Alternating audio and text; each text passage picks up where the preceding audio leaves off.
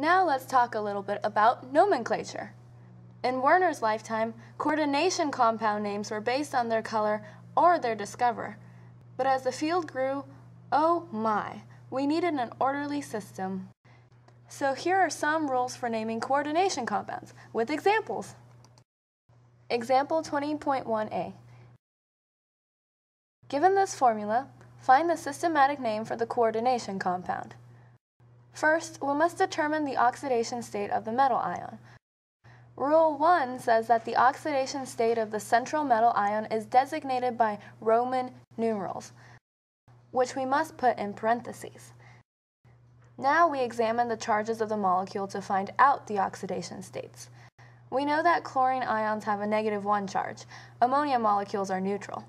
From this, we deduce that the cobalt metal ion is +3.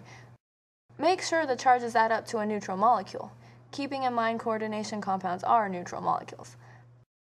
And success! It's neutral!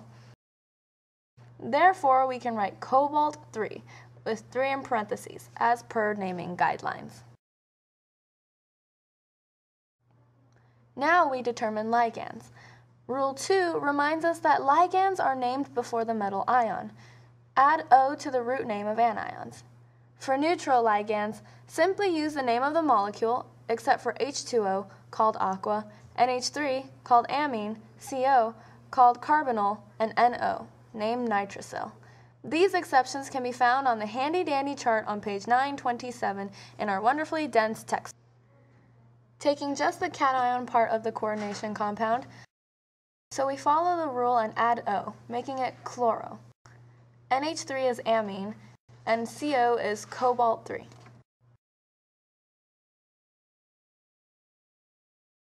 Let's skip to Rule 4 really quick.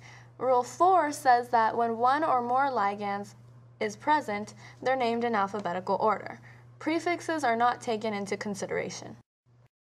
This leads us to Rule 3, which states that prefixes like mono, di, tri, tetra, penta, hexa are used to denote simple ligands.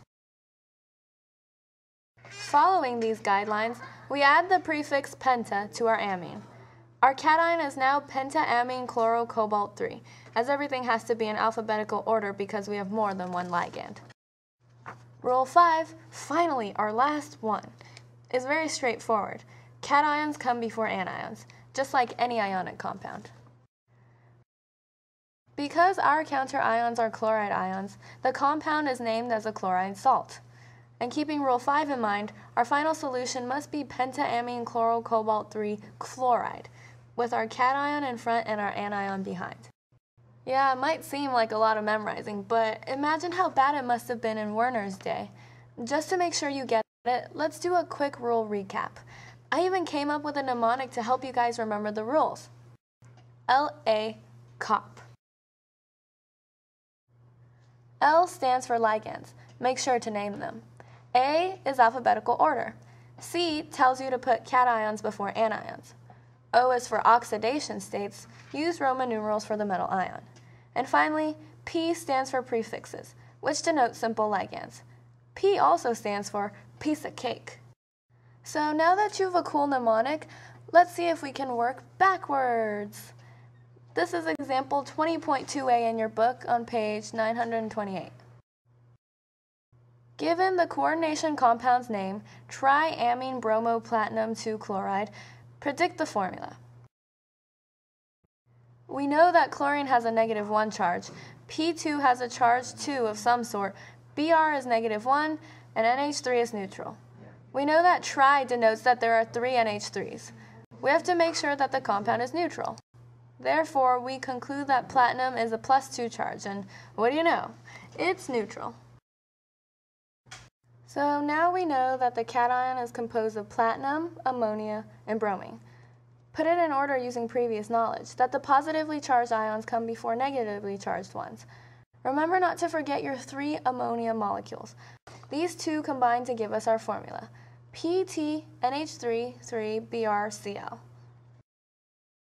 And don't forget your square brackets. They separate your cation and anion. And that's the end of this presentation. Thanks for watching.